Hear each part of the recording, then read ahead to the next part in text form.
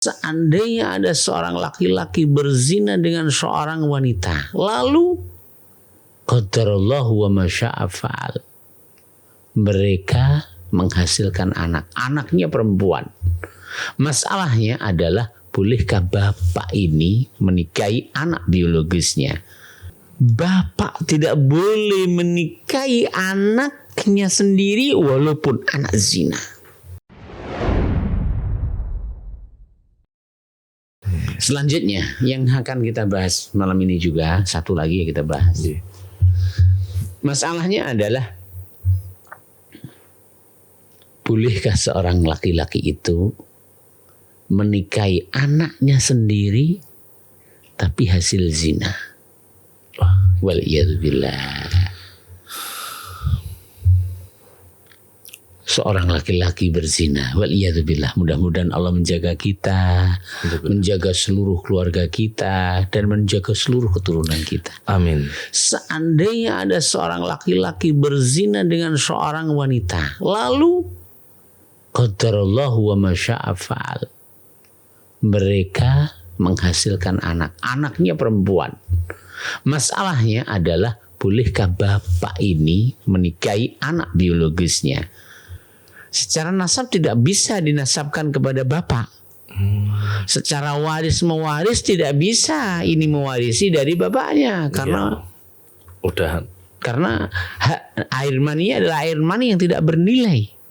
Tapi masalah, ketika ia tidak disebut anak karena tidak berhak mendapatkan waris, ketika tidak disebut anak karena tidak bisa dinasabkan kepadanya karena hubungannya adalah perzinaan, masalahnya adalah, bolehkah ia dinikahi? Kan katanya bukan anak.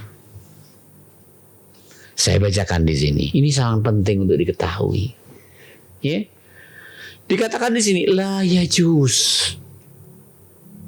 Bapak tidak boleh menikahi anaknya sendiri walaupun anak zina. Walaupun anak bukan hasil pernikahan. Tidak boleh. Tidak boleh. Ya. Ya. Dan ini adalah jumhur ulama mengatakan demikian. Jumhur a'immatul muslimin mengatakan demikian. Saya bacakan. Ani ayatazawaja ar-rajulu bi ibnatihi minaz zina, haram hukumnya seorang menikahi anak perempuan dari hasil zina. Fa inna ma'a zina, sesungguhnya mani dengan zina, wa in kanat laisa lahu hurmah, walaupun tidak ada nilainya. Kenapa tidak ada nilainya? Karena tidak bisa menjadikan nasab. Kenapa tidak ada nilainya? Karena tidak bisa menjadikan sebab dia mendapatkan warisan, gitu ya. Nah, illa hanya saja anna hadhil bint, anak ini dakhilatun fi umumi qaulihi ta'ala, masuk dalam keumuman firman Allah Ta'ala, hurrimat alaikum ummahatukum wa banatukum, haram atas kalian untuk menikahi anak-anak perempuan kalian dan ibunda-ibunda kalian, walaupun anak hasil dari zina. Dikatakan di sini, fa huwa yatanawalu kullaman syamilahu syamalahu hadzal lafzu sawa'un haqiqatan aw majazan. Jadi kalimat banatukum, haram atas kalian menikahi anak-anak perempuan kalian ini mencakup, ya, lafaz ini mencakup, ya, samilahu hadzal lafzu sawaun, anak itu mencakup anak zina, sawaun sama saja, karena hakikatan secara hakikat, au majazan atau majaz.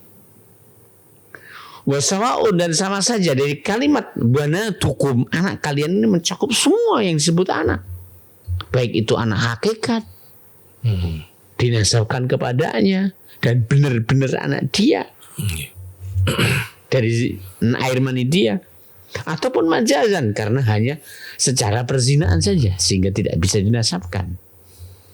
Wasawaun, dan sama saja, sabata fi haqqihi at-tawarus, pada sang bapak dan sang anak tersebut ada sebab saling mewarisi, ya, wa ghairuhu ataupun tidak ada minal ahkam dari hukum-hukum, am lam yathbut atau tidak. Jadi baik mencakup anak dan orang tua tersebut ada hubungan saling mewarisi atau tidak, ya, illa kecuali at-tahrim khos, kecuali sekedar pengharaman secara khusus. Laisal umum fi ayati tahrim kal umum fi ayatil faraid. Keumuman di dalam ayat pengharaman menikah itu tidak seperti keumuman di dalam ayat yaitu waris mewaris. Dalam ayat waris mewaris Allah berfirman yusikumullahu fi auladikum lidzakari mithlu hadzil unsayain. Allah mewasiatkan kalian dalam anak-anak kalian. Saya ingin bertanya, anak yang dimaksudkan anak mana nih? Anak zina? Bukan. Jadi keumuman ayat tentang anak dalam ayat waris itu nggak sama dengan keumuman anak dalam masalah haramnya pernikahan. Beda ini. Beda. Ya. Keumuman ayat anak yang haram untuk dinikahi dalam pengharaman pernikahan itu keumumannya lebih luas. Sehingga masuk di dalamnya baik anak yang dia adalah majas ataupun hakikat. Baik anak yang memiliki hubungan waris mewaris atau tidak. Nah, beda halnya dengan keumuman di dalam ayat tentang waris. Maka anak-anak kalian yang dimaksudkan adalah anak-anak yang ada ketetapan nasabnya dengan pernikahan. Karena anak zina tidak memiliki hak. Wallahu ta'ala dan tidak memiliki hak untuk mendapatkan waris. Sehingga termasuk dosa perzinaan adalah seorang dengan berzina memasukkan seorang anak yang bukan anak bapaknya sehingga ia mewarisi dari orang lain. Ini kezaliman. Jadi kezaliman perzinaan itu tidak ketika ia menzinai wanita sudah bersuami. Itu tidak berhenti pada dirinya dan dirinya tidak. Panjang. Ya. Akhirnya wanita tersebut melahirkan anak yang anaknya akan mengambil hak waris dari bapaknya sementara ini bukan anaknya. Berat ya jadinya. Berat. Dosanya zina itu berat. Berat luar biasa. Sehingga daripada zina, ayo nambah istri ya. Fokus tahun 2024 fokus nambah istri. Ada yang siap Reza. Oh, aku yang siap kalau nggak ada yang siap. Salah. Ya, baik. Saya tambahkan ini sedikit lagi ya. Ya. Jadi saya ulang, keumuman kalimat anak dalam pembahasan teks waris nggak sama dengan keumuman kalimat anak dalam pembahasan teks wanita yang haram dinikahi. Beda bab. Ya, beda hal. Beda keluasannya. Ya.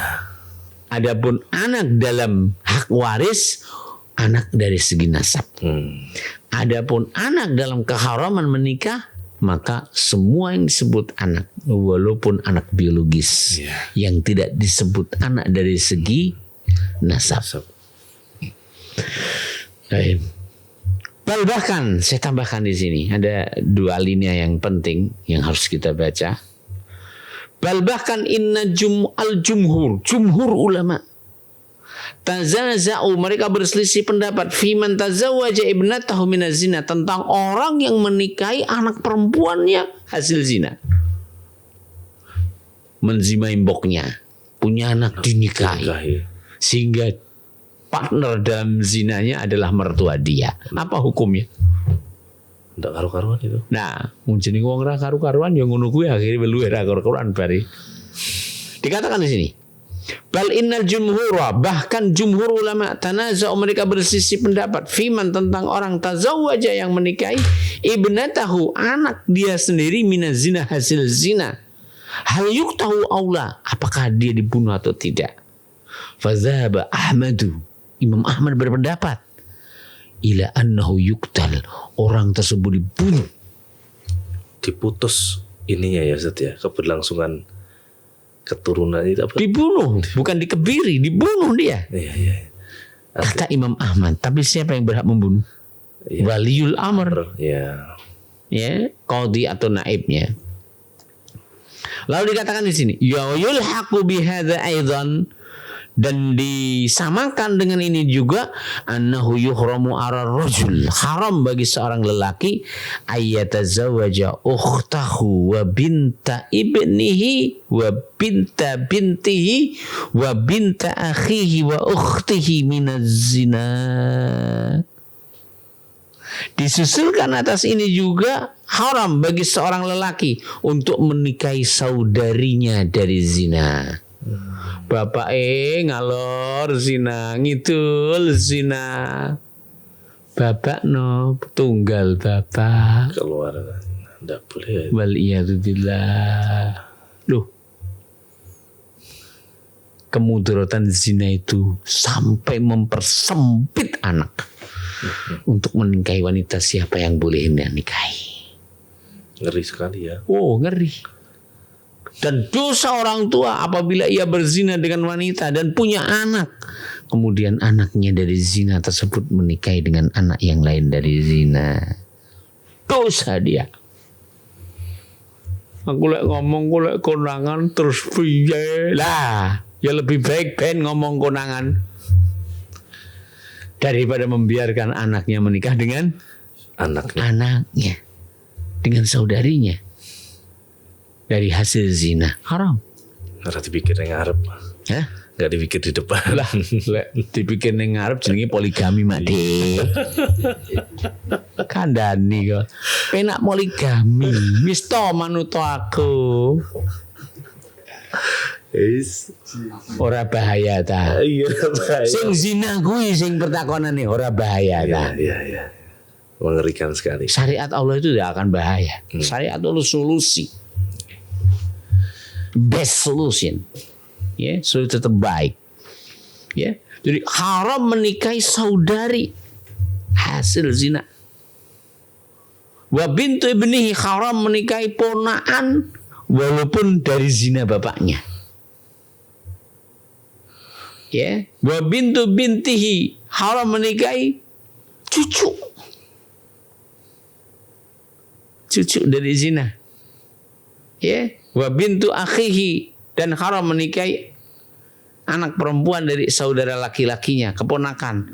Wa ukhtihi, dan anak perempuan dari saudari perempuannya minazina, dari zina. Artinya efek zina itu begitu luas banget. Tidak berhenti dosa zina itu pada zina selesai dicuci, tidak. Ya, dan inilah karenanya ya Allah Subhanahu wa taala mengharamkan zina itu karena memang Allah taala rahmat kepada hamba-Nya, mencintai mereka, mencintai hal yang terbaik bagi mereka. Karenanya Allah mensyariatkan nikah, karenanya Allah taala mengharamkan zina. Wallahu taala a'lam. Mungkin sampai di sini dulu Kang Indro ya. Ada lagi yang perlu ditanyakan? Insyaallah ini kalau urusannya sampai zina itu sampai kemana-mana ya. Aduh berat. Ini kalau jadi saya simpulkan Ustaz Ki, dari apa yang karena sempat catat. Ya. Tadi ada yang dilarang untuk dinikahi dari segi nasab itu ada 7 golongan. 7. Kemudian dari 7 itu ternyata saya juga jadi paham. Kemana kalau misalkan dulu ketika kita menikah pas lamaran itu dirunut-runut.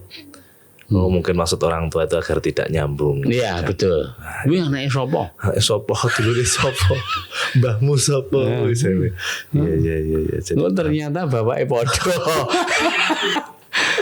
Sebab bapaknya sopir bengasuh mesti mampir. Ya, terus zaman dulu kan begitu. Iya. Zaman dulu mudah. Ternyata kok nyambung. Waduh. Saya harus ngomong sama bapak. Pak, bapak aku rapi. Rapi harus apa? Omai ngendi? Lah, le, kayak adikmu le. Mulane lamaran nih Kang Indro. Jan bapak.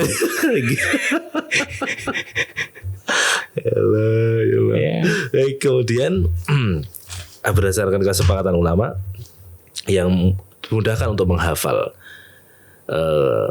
kerabat yang haram dinikahi kecuali 4. Tadi anak perempuan paman saudara perempuan bapak, kemudian anak perempuan saudara laki-laki bapak, kemudian yang ketiga dan 4 anak saudarinya ibu atau saudaranya ibu. Ya. Masya Allah. Dalam bahasa ringkas kita ringkas lagi, ponakane bapak kabeh halal, ponakane ibu halal.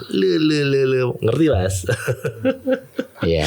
Yang terakhir, zina itu luas sekali sampai-sampai efek buruknya ya. Efek buruknya sampai-sampai kalau ketemu siapa yang hasil zina, dalam arti pertimbangannya jadi besar sekali. Tadi dilarang untuk menikahi walaupun dia juga hasilnya sendiri. Keterkaitan antara hak waris juga, kemudian pertimbangannya tentang menyoal pernikahan itu jadi rusaknya itu lebih luas banget gitu. Ya, sangat luas sekali. Alhamdulillah, dan semoga apa yang menjadi bahasan malam ini bisa didengarkan, kemudian dijadikan pelajaran bagi kita untuk lebih mengenali mana-mana yang haram, mana-mana yang boleh untuk dijadikan menantu barangkali untuk Bapak Ibu nanti di rumah. Kemudian Mas Bayu yang lagi mau menentukan calon, nah ini jadikan pertimbangan. Itu kira-kira Ustaz. Siap. Jazakallah khair atas waktunya. Alhamdulillah setelah selesai waktu kita hari ini, insya Allah kita lanjut untuk bahasan yang lebih detail lagi di pekan depan, insya Allah. Kita tutup. Subhanallah wa bihamdihi. Assalamualaikum warahmatullahi wabarakatuh. Assalamualaikum warahmatullahi wabarakatuh.